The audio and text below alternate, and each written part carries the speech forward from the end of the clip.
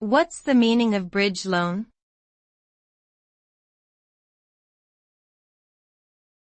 Bridge loan.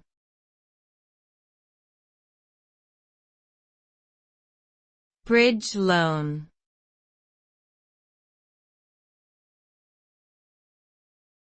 Bridge loan.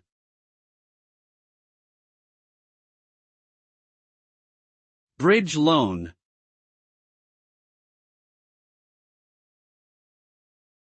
A bridge loan is a type of short-term financing that is used to bridge the gap between two transactions.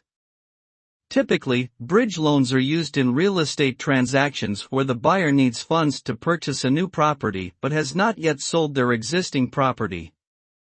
The bridge loan allows the buyer to access the necessary funds for the new purchase and is secured by the equity in the existing property.